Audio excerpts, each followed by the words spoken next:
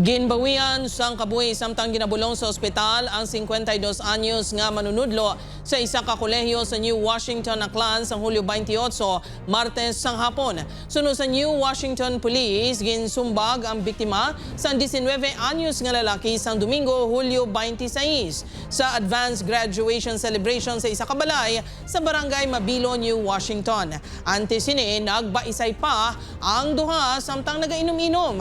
Nagsakay na sa motorsiklo ang biktima agud kun tani magpauli apang ginsumbag ini isang suspect ang nahulog sa iyang motorsiklo kag nalipong.